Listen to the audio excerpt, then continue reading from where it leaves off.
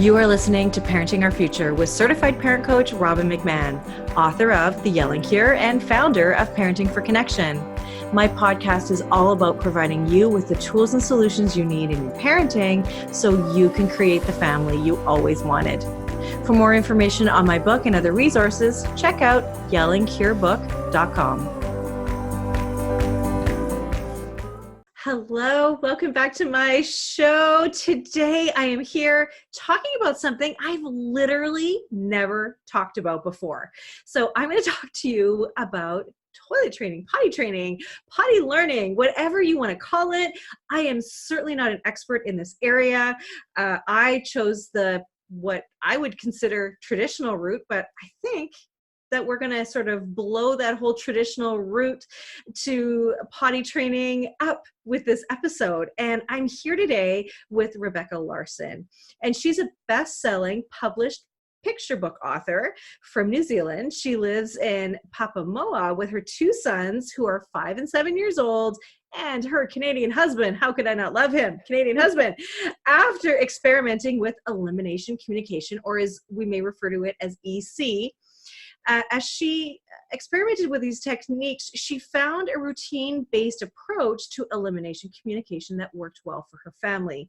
So she had her boys wearing underwear by around 18 months, and her boys quickly learned how to do this after birth. So she is so passionate about this type of routine-based EC that she's written a book called The Potty Plan. So welcome, Rebecca. I'm so happy to have you here. Oh, thank you. Thank you. All right. So one of the things that I want to start by saying is, look, I have never talked about this before. I'm not an expert in this area.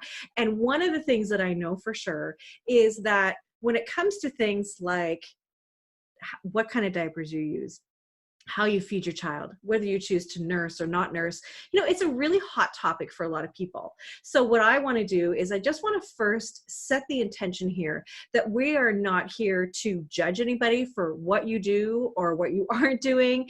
We are here just to say, hey, look, there is another way to do this that might not be on your radar. You might not even know about this. And that is this elimination communication around potty training, potty learning, again, whatever you want to call it. And I'm not here to say this is something you have to do or should do. I'm just here with you, Rebecca, saying, hey, look, there's a really different way that you could be doing it. And if you feel like it works for you, if you've got another child joining your family, or you're just about to have one, or you have an infant and you really resonate with this message, then I would just love for you to hear what Rebecca has to say and how this has really changed the dynamic of even her relationship with her kids to this new way. So with that said, Rebecca, I think you and I are on the same page. No judgment, no criticism, no matter where you are on the spectrum here. Absolutely. How did you get into this? So I had a midwife in Toronto when I was pregnant, and they had a free library, and I took home a book. I had never heard of elimination communication whatsoever. It just kind of piqued my interest. I started reading it, and I thought, hey, I'll bring this home. I'll share it with my husband. I told him about it, and we were literally blown away. So we thought at that moment when I was pregnant that we would try this with our firstborn. So we just went all in and tried it.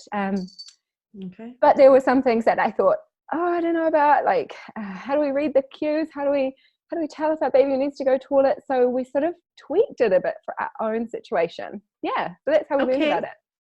Okay, so tell me then, in a nutshell, what this is. What is elimination communication? What is the potty plan? What is it? So EC, which is a lot easier to say. EC, okay. It's basically offering your baby the opportunity to go to the toilet. And EC is about looking for those little tiny signals or cues, or sometimes they're pretty obvious grunts that they need to go to the toilet, and then giving them the potty. So what we've done with Potty Plan is it follows a natural elimination cycle. So like meal in, meal out. So taking them to the potty after they've eaten, it's usually when they go, or at those transitional times. So it's offering them the opportunity to go toilet and establishing a toilet routine, which is established right from the start so that it's a normal practice. So a normal way of going to the toilet is established right from the start. Yeah. So hypothetically, I've got my infant baby and my baby has just fed, and then I'm literally going to take my baby and put my baby on the toilet. Yeah, but because they're so little at that stage, you may not want to use the toilet. There are ways of doing it, but basically you're going to hold them in a certain way that it's safe and put them over some sort of potty or a toilet and cue them on to go, and you'll be just blown away when they do, right? Like they actually do it. So it's so fun. Okay, so it's partly is routine, right? So like you said, meal in, meal out, and you're also following their cues, because I'm sure there's going to be time maybe where you miss it, or you know, they don't have to go after a meal, right? And then you hear the grunts later and you're like, uh-oh, I gotta go. I gotta go. Yeah, totally. I tell you, one of those probably most common times is like when they're in the high chair, when they're a bit older and you're feeding them in the high chair and they're like sitting there and suddenly they stop eating and then they start like making those noises and you're like, okay, right, there's a big obvious sign. That's a big sign. Yeah, it's hard to ignore. So what you're doing is you're really clear about this. You're just offering them an opportunity to go to the bathroom, and we're talking about number 2 here, right? We're talking about pooping. Let's just be clear. Yep, absolutely. Okay, now how long do you wait? How long do you wait? How long do you wait? Well, I mean, I think you've got to look at babies as individuals, and they're all so different, right? Like maybe your baby will only fill up on one side of your breastfeed, and maybe another will take 4, I don't know, but like they're all different. So I would, like for me, it would be right after they've eaten, that I would take their nappy off or a diaper and then offer them the opportunity to go. And for me, my boys were like big eaters and big poopers, so they literally would go. I'm talking about that kind of young age. They would go after every feed. It was ridiculous, but yeah, like clockwork. I had that down. Okay, good. Okay. So that's cool. So you are saying you kind of need to know your child, and you wait for what, a couple minutes, and then if it doesn't happen, then you're just like, okay, you know, put the diaper back on and off you go. I see what you mean. Yeah, absolutely. Yeah, absolutely. It doesn't take too long. I don't think, like if they need to go, they're going to go. If they don't need to go, they won't go. So you'll get that real fast. You both will understand that real fast. Yeah. Do you know what I really like about it though, is I like that you are really connecting with your child. Like you really have to watch them, you know, nonverbal cues, right? And really tune in to what they're telling you nonverbally, obviously nonverbally, because they don't talk, but you know, and really because they are giving you cues all the time, right? And so you're really tuning into your baby. How beautiful is that? Yeah, you're right. Yeah, there's a lot of bonding and communication associated with this. And I tell you, one of the benefits as well is that your baby will probably fall into a clockwork pattern of when they go poo. So you will also be in sync with that and know. And so you won't be taken by surprise when you're out and about. You'll just know when they need to go. So you'll be really in sync with that. And it doesn't take long to learn that kind of connection with your child. Okay. And so you're practical about things too, right? Like just before you get in the car to go somewhere, you're going to give them that opportunity, and like obviously poop happens, so it's not like you're not ever going to be surprised, right? But you're really able to predict it more and really follow. That's right. Yeah, right? Definitely. Okay. I mean, you're not going to have completely 100% success with anything, or, you know, like life happens, but for the most part, you'll have that down. Like it's just going to be a lot easier to manage.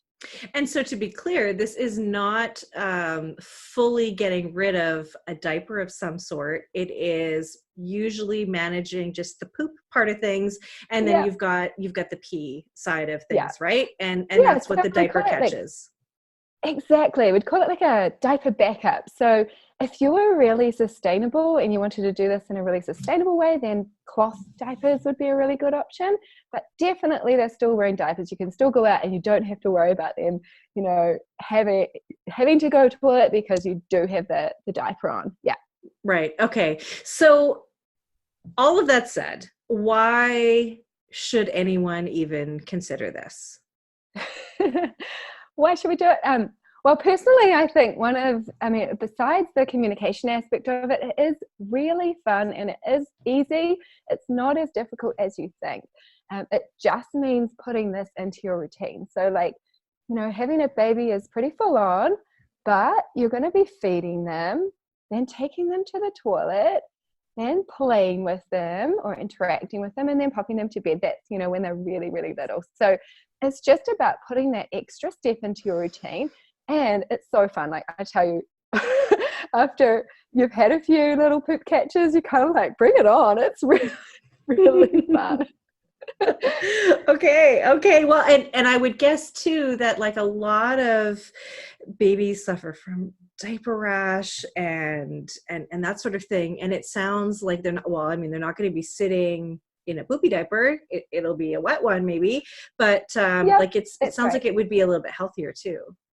Yeah, for sure. I think if you do follow this and you're watching, you're sort of following this routine, then you're giving your baby a lot of air time as well, and you know, bare bottom time, and you're kind of out of the diaper a little bit more if you're at home. So I would highly recommend, you know, that it is a healthier approach. It can possibly stop UTIs, and I tell you, when you're potty training a toddler, that there is a sense of fear in some of them, not all of them. Some of them are totally successful at this, but that transition from going in the nappy to going on the toilet can really scare some children, and they'll start holding on.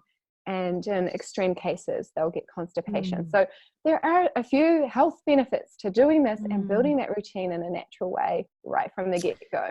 Yeah, that's a really good point. So this normalizes pooping in a toilet so that it isn't, because look, I know of, you know, lots of my friends who've had kids, and we had a little bit of trouble with it too, where the kids are scared to go, or they don't want to go, or they hold on to it all day, and then, you know, it's only at home or whatever it is, right? So you're just really normalizing it, so it's not really a big deal, right? That's to the it, child, right? It's just like, hey, very normal to go to it in the toilet. Yes. Well, it sure is normal. Yes. Okay. Okay. So what else? What other reasons why? I think for me and my family, like having it be a cleaner approach was a big tick. Like, we did obviously experience quite a few poo explosions, especially at the start, and you know, that's quite a big job.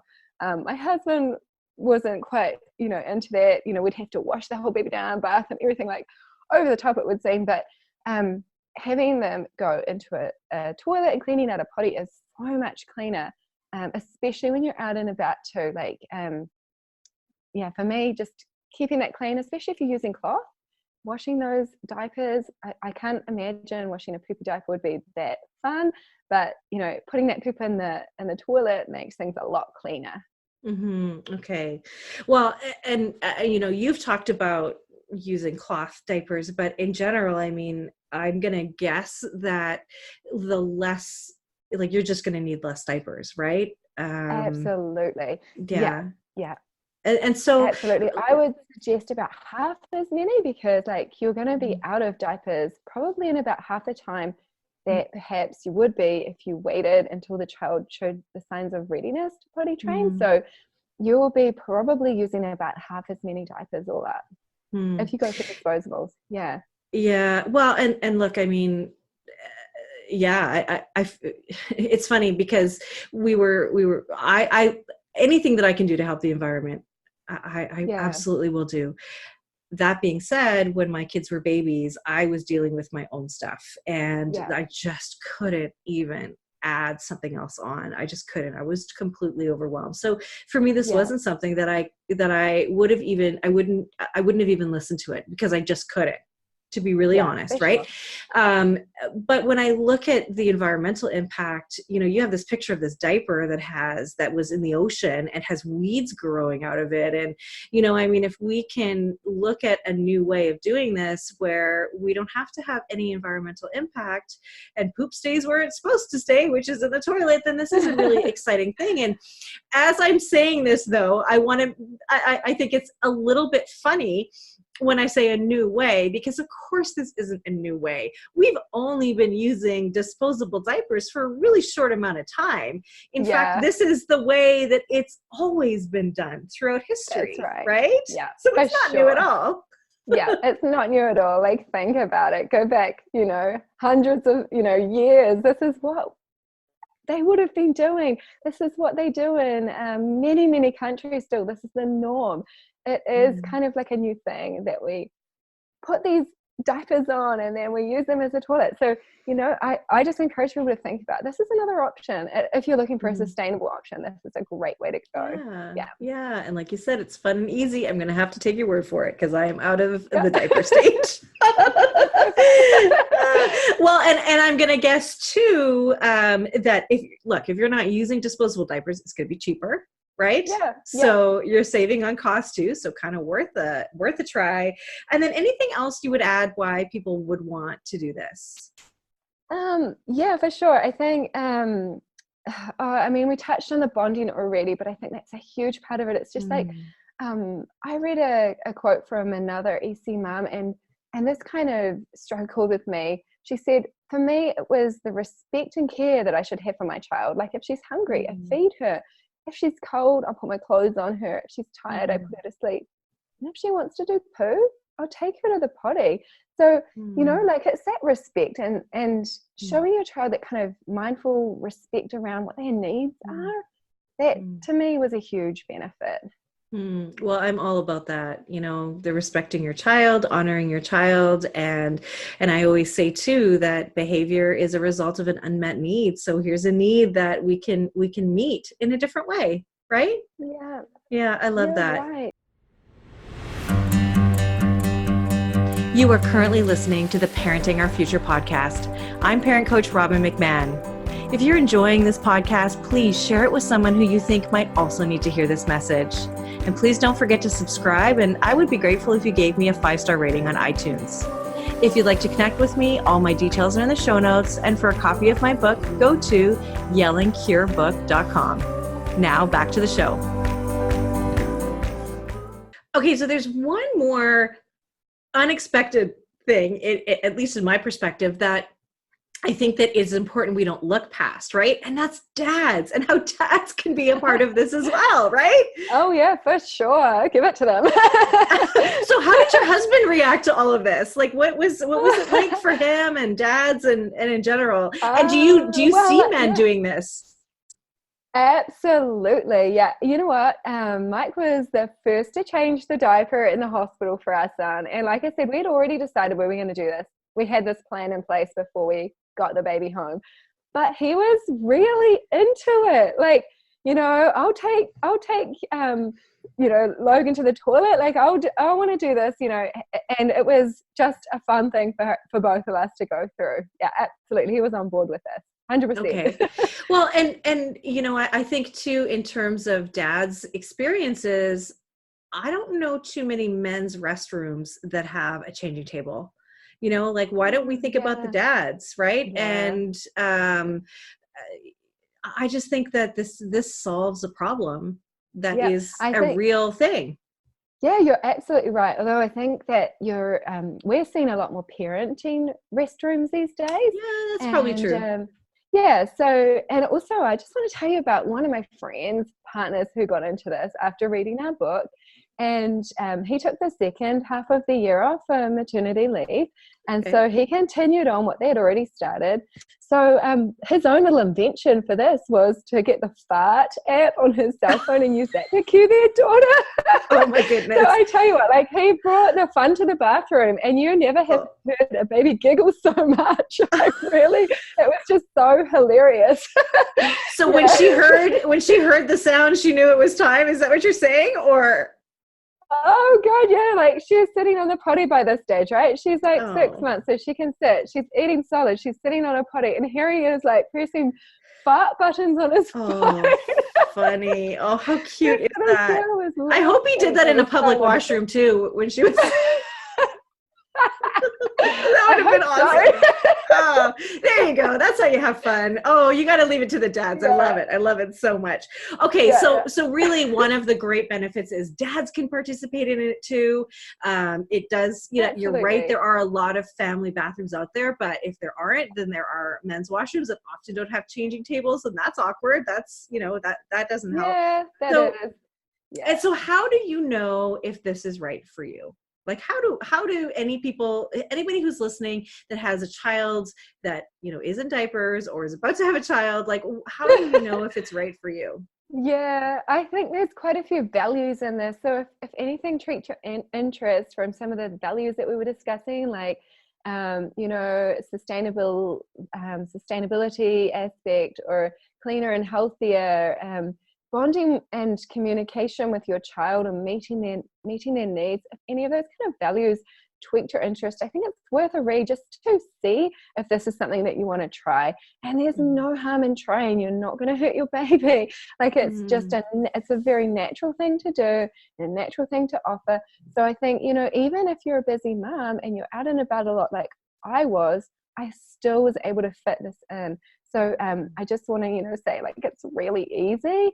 Just mm, give it some thought. If you like some of those values, it is mhm, definitely gonna, save you money as well, and mm. yeah, And so you lots of offer benefits. a step by step, really detailed guide on how to get your child to Yeah, this that's to right. this Although place. I would say it's not that detailed, like it's really not that hard. So my step-by-step guide is a pretty easy read because potty learning or potty training or infant potty communication or whatever you want to call it isn't too difficult. Just put it into your routine and apply consistent routine, offering that Mm, opportunity to go to the bathroom. And you don't always have to use that bucket or that toilet. You can mix it up because that's important too for the child to learn. Just make it consistent because honestly, feeding is consistent, so is eliminating. So you've mm. just got to give them that consistency and stick with it. Okay. And then what are the objections out there? Why would somebody not want to do this? Or what have you heard? Because you're in this community of people, Yeah, for sure. you're in the work, and I would have no idea what those kind of criticisms would be or objections. Yeah, one that I hear of a lot is it's overwhelming and that it's time consuming. I think I would say it's probably not as time consuming as cleaning up a really, really poopy baby. It's definitely more manageable. I think that perhaps, yeah, definitely. I didn't find it time consuming at all. It's just another thing that you do with a baby. Um, Other objections are I just need to think about the one that we agreed on. What was Forcing. that? Forcing, that was it. Okay, so let me just stop here, and I will ask you the question again. Again, should I And repeat myself then? So um, I, yeah, because I'm going to cut that whole part out. So time okay, consuming so over, forcing yeah. and time consuming. Yeah. Yeah, you can start with time consuming again. So, Oh yeah, sure. I wonder okay. if I should talk about the bladder control thing. Nah, that's not really an objection. Okay, go. Bladder control, in what way? That it kicks in about Oh, oh, 12 oh, to 18 oh, oh. months. Yeah, that might just confuse Might things. confuse. Yeah, Yeah, totally. I think so. Okay, so so with me not really knowing much about really this area, and also having moved past it, this is why I have experts on. I'm not an expert in everything, but having moved past this with my own kids, I'm just wondering if you can tell me what some of the reasons people have on the negative end. Like, why would they object to this? Why wouldn't they want to do this? What have you heard? Yeah, for sure. I think definitely we're in a society at the moment that is not doing this as much, although I am seeing a shift, but some of the negative things that I've heard are that it's too overwhelming or that it's time consuming. But I don't think that was the case for me. Like, I think changing a really poopy baby is very time consuming, and this is actually much more manageable and cleaner and easier to wash those cloth nappies. Like, that's not time consuming. Just there's actually quite a few time savers if you get it right.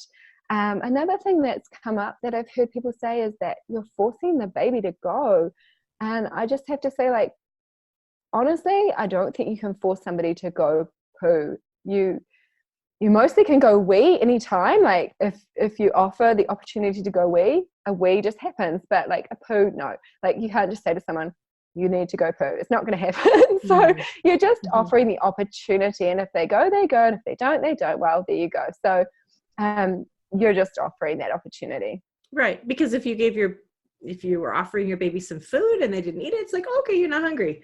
So okay, you don't have to go, right? So okay.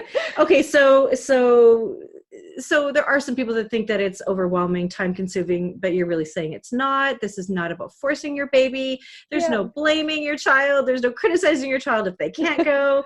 And also no criticism if they go in their diaper, no big deal. And you're saying too, like, the benefits of this are plenty, from it being easy and fun to it being healthier, right? Less UTIs, less diaper rash, and really also constipation issues are less, right? Because you're not holding it, you're not that big transition and that sort of thing.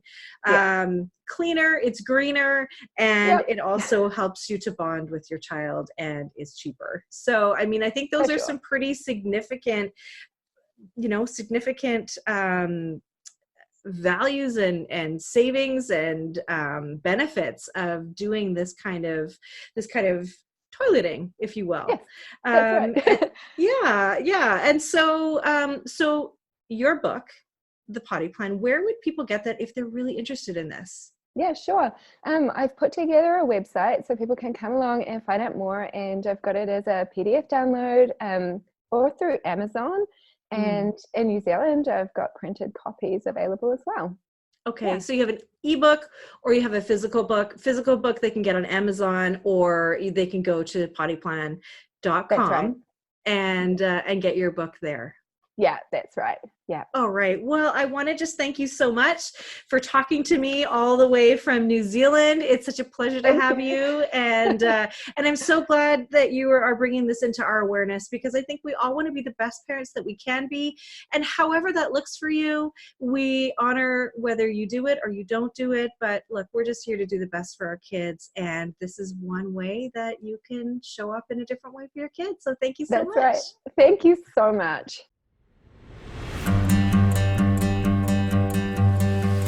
Thank you for listening to this edition of my podcast, Parenting Our Future.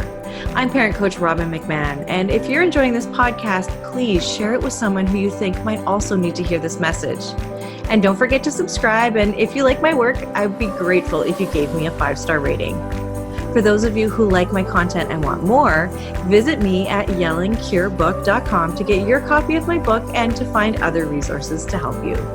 Until next time, I am wishing you and your family peace and connection.